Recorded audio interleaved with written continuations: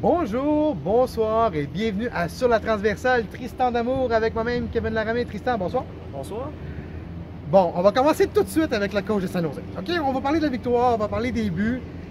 Mais premièrement, Hannibal Godoy substitué à la 41e minute pour Fatay Alaché. Fatay Alaché a joué quelques minutes en première demi. C'est resté échauffé 10 minutes environ à la mi-temps.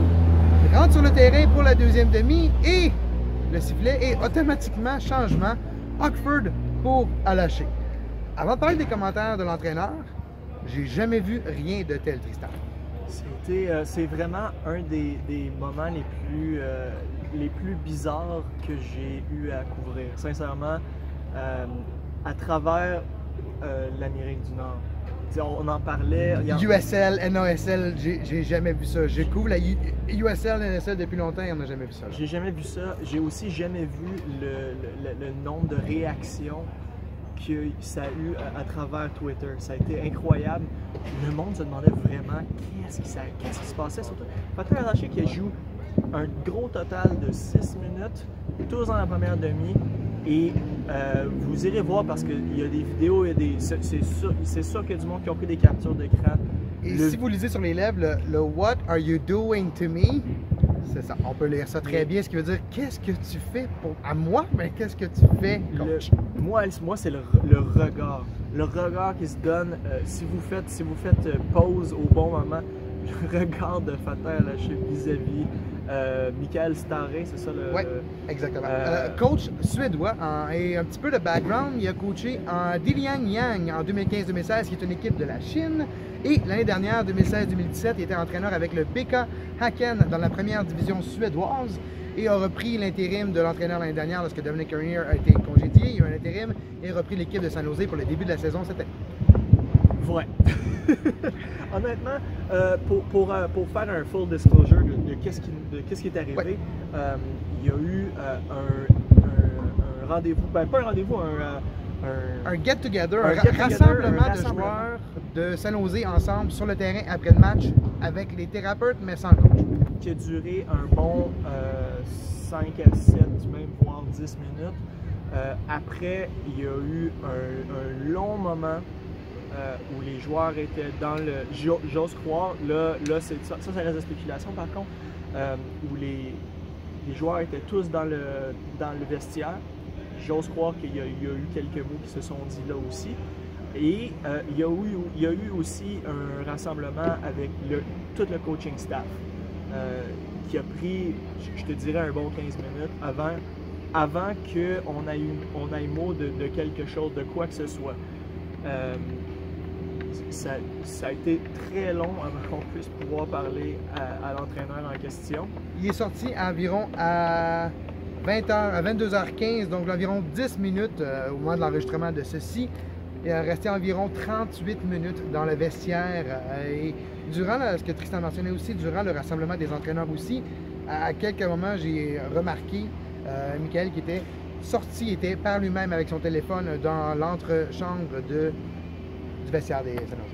Oui, donc on était en droit de se poser certaines questions, tu vois où je veux en venir, mais finalement, il est sorti, il a répondu à nos questions et ça se résume à Hannibal Godoy était blessé. Ou, on ne sait pas, mais selon l'entraîneur, il a demandé 4-5 fois à sortir. Pourtant, ce que nous, on voyait, c'était l'entraîneur qui demandait plus des choses à Hannibal Godoy. Mais selon l'entraîneur Martin Staré, c'était Hannibal Godoy qui a demandé de sortir entre 4 et 5 fois, selon ses propres mots, que vous pourrez entendre en anglais sur l'émission Soccer Today lundi 10h le matin. Et deuxièmement, Fatay Alaché aussi était blessé. Ça a été tweeté 37, je pense, une trentaine de minutes après la demi. Donc là, on est en droit de se dire, bon, là, c'était peut-être pas aussi clair que c'était. Selon Staré, c'était clair, c'était quelque chose, il était blessé. Selon Chris Wondolowski, il était aussi blessé, avec qui j'ai pu parler. D'après tout le monde, il est blessé. On lui a posé la question, pourquoi est-ce qu'il était sur le terrain. S'il était blessé, pourquoi pas juste le faire, le garder sur le banc. Il n'est pas pour rentrer de toute façon. Il y a eu peut-être un petit peu de ce qu'on appelle miscommunication, un peu de mauvaise communication. Oui, de mauvaise communication.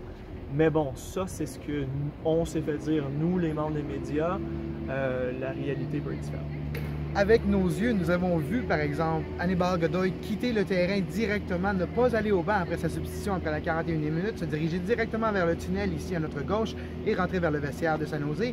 Et lorsque Fatih Allaché a été substitué, il a été sur le banc. Il y a eu une engueulade avec Martin Starry avant ça. Et quelques minutes plus tard, ensuite qu'il a pris place sur le banc, il a disparu du banc et retraité vers le vestiaire de San Jose aussi. Donc, on vous laisse être le juge de ce qui s'est vraiment passé. Mais c'est pas aussi clair que les mots qu'on nous a dit. Et je pense que c'est plus près de notre première option que la deuxième. Oui, ben c'est sûr. Après, bon, nous, on fait que rapporter ce qui est arrivé, ce que tout le monde a vu et ce que le monde nous a dit. Ça, c'est ce qu'on nous a dit. Vous allez pouvoir probablement lire plus amplement dans ce que je vais écrire dans une couple de minutes. Mais reste à voir que c'est du très bizarre. C'est du très bizarre. Et là, pour offrir un peu de contexte encore, on parle d'une équipe qui est dernière dans l'Ouest. Et la dernière victoire remonte au 12 mai.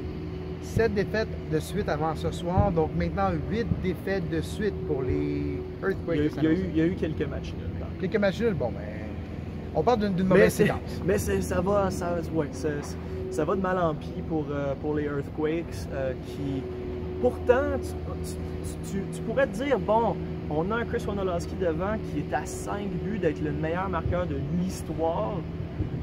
On peut pas y offrir quelque chose. Là, c'est juillet, il va sûrement avoir quelque chose.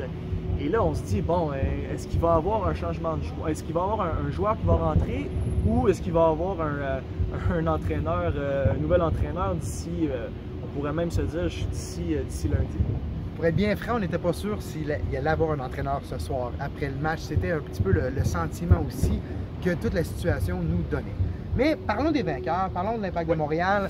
2-0 pour l'Impact de Montréal, 5 victoires lors des 6 derniers matchs, 5 victoires à la maison. Dans une semaine qu'on a marqué, on a joué 3 matchs en 8 jours, 2 victoires et un match qu'on a perdu à New York, mais New York n'a pas encore perdu à la maison. Semaine positive. On va chercher les points contre les équipes contre qui on devrait aller chercher des points du côté de l'Impact de Montréal. New York, ça a toujours été un test. Il y a une personne, de mon souvenir, qui était bon au Yankee Stadium, c'est Laurent Simon, et il joue. Donc, il joue encore, mais puis. Il joue plus à Montréal. Donc, à mon avis, bon, c'était pas un match qui était prenable pour l'Impact. Là, ici, c'était sur la pelouse derrière, c'était un match qui était prenable. Il fallait faire attention pour pas les sous-estimer, surtout une équipe qui n'a pas gagné en longtemps. Il ne fallait pas donner d'espace à Chris Wondolowski. On n'a pas donné d'espace à Chris Wondolowski. On s'était dit en début de match, est-ce que l'Impact va être un peu plus shaky défensivement avec le retour de Raitala en défense centrale par rapport à Rod Fanny? Ça a été correct, ça a été bien. Evan Bush a été important quand il devait être important.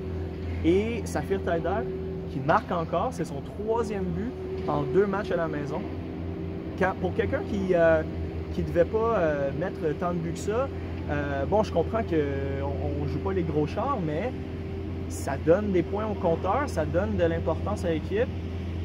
Après avoir glissé en milieu de semaine, c'est toujours difficile de revenir d'une défaite en milieu de semaine, mission accomplie. Ce que je trouve intéressant avec les succès de Taider dans le dernier tiers, et surtout dans la boîte, on peut voir belle touche premièrement de Taider qui a mené à son but. Mais c'est la création tactique. Vous allez entendre dans les commentaires de Rémi Garde un petit peu plus tard. Rémi Garde mentionnait, oui, c'était volontaire d'essayer d'isoler un petit peu Safir Taider, d'enlever un petit peu de pression à Nacho Piatti sur certains mouvements et de créer des courses dans lesquelles, un peu différentes. Rémi Garde parlait que Safir Taider, des fois, il court très bien, pas toujours au bon endroit. Et nous avons vu depuis 2 matchs que ses courses étaient au bon endroit, un petit peu plus axées vers le retour central qui a mené à ses 2 buts pour un joueur qui est placé tout dépendant d'où ses coéquipiers sont, un Piet et un Crowley qui vont l'aider défensivement. Il y a une certaine liberté maintenant pour s'avancer, être capable de trouver les bons endroits pour trouver une espace et finir. Exactement. Je trouve qu'il prend énormément de confiance depuis quelques temps. Et moi, ce qui m'impressionne, c'est qu'il est vraiment capable de se positionner, de bien en anglais, tu dis « set yourself up ». Sur le but, il prend le ballon du pied gauche, le ballon fait un bond, il est capable de se retourner, de se positionner pour être capable de le frapper. C'est vraiment impressionnant de voir Safir Taider évoluer en ce moment. Alors, prochain match pour l'Impact de Montréal, c'est ce mercredi, championnat canadien. Les Whitecaps de Vancouver, les dessus de Montagne Blanc seront au Stade Saputo pour le premier de 2 matchs en 2 semaines. J'ai posé la question à Rémi Garde, championnat canadien, de quelle façon l'abordez-vous? Sa réponse, c'est un match comme un autre. Oui, on va essayer de l'aborder avec une certaine fraîcheur et on est dans une bonne séquence présentement en Ligue et de matchs importants. Donc, nous verrons peut-être des décisions un petit peu difficiles côté alignement.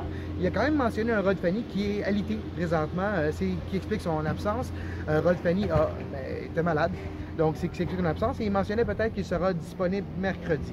Donc, ça pourrait être intéressant. Mais selon toi, Tristan, comment faut-il aborder ce match de championnat canadien mercredi? Avec une des plus grosses importances. En ce moment, il y a une équipe qui prend le tournoi du championnat canadien avec le plus d'importance, et c'est le Fury d'Ottawa.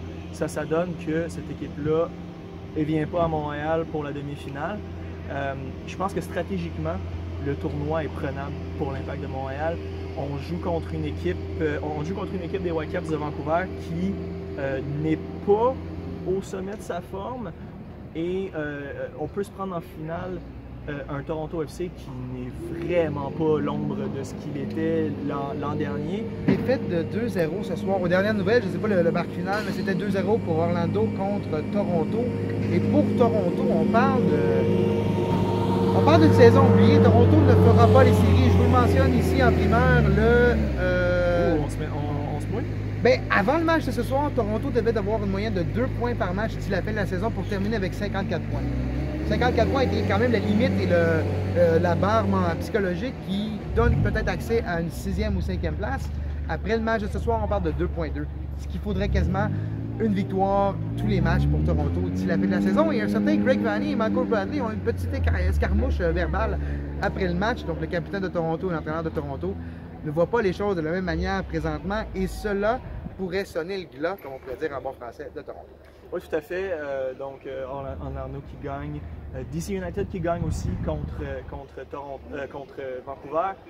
Donc, Vancouver qui va arriver un peu déstabilisé. Donc, on a aussi un Carl Robinson qui, historiquement, ne prend pas une si grande importance que ça. Je trouve que tu es même gentil. Parce que, pour être bien honnête, Carl Robinson n'a jamais pris le tournoi de la manière dont Toronto et Montréal l'ont utilisé lors des dernières années pour créer une certaine bonne performance avec des champions. Oui, tout à fait. Et si on regarde un peu l'Impact de Montréal, on a évidemment, avec le championnat canadien, on a un standard, on a un quota de joueurs minimum canadiens qui doit, c'est 3 joueurs minimum qui doivent être sur le terrain en tout temps pour l'Impact. Je pense que c'est bien parce que, surtout si on regarde du côté des jeunes, on a Chemi Chong qui, tranquillement, Rémi Garde semble bien l'aimer. 2, semble très bien apprendre de ce qu'il voit sur le terrain des gens comme Ken Krolicki, comme Safir Taider, comme Samuel Piet, et qui a connu un très bon tournoi de Toulon. Donc, il y a quand même un peu de minutes dans le compteur. Sans nécessairement être des minutes avec l'Impact. L'Impact, encore là, c'est un des tournois les plus importants pour l'Impact de Montréal historiquement. Là, c'est prenable pour l'instant. On se doit d'arriver sur les chapeaux de roue. On se doit d'arriver et de performer et de gagner ce tournoi-là parce que, faut se souvenir, le championnat canadien, c'est un trophée, mais c'est aussi la Ligue des champions.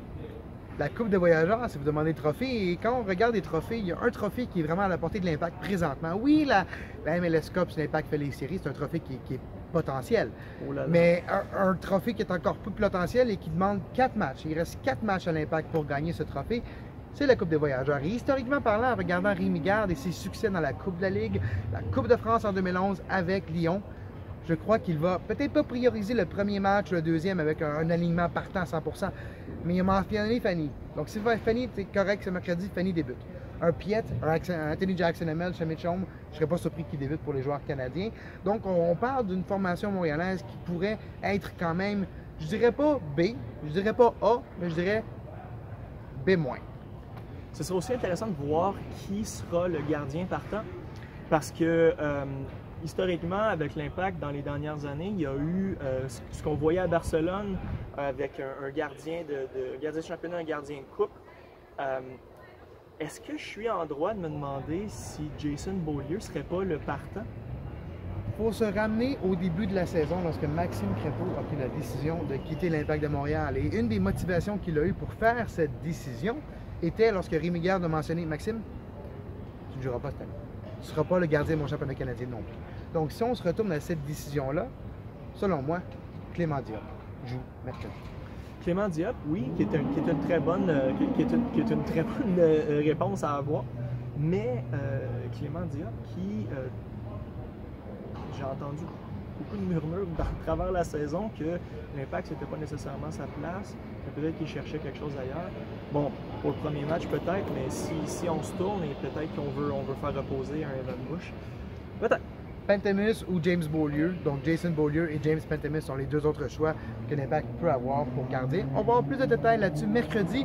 En passant, le championnat canadien en 2018 n'est pas télédiffusé. Sur les plateformes normales, vous allez pouvoir le voir sur le site canadasoccer.com, sur YouTube et sur le yahoosports.ca. Tristan, merci beaucoup. Plaisir. Après la pause, pour la version balado-diffusion, vous allez avoir les entrevues d'après-match avec Rémi Garde, Samuel Piet qui nous parle de ce tacle de l'arbitre envers son menton, et aussi Rudy Camacho et Nacho Piatti. De retour après la pause.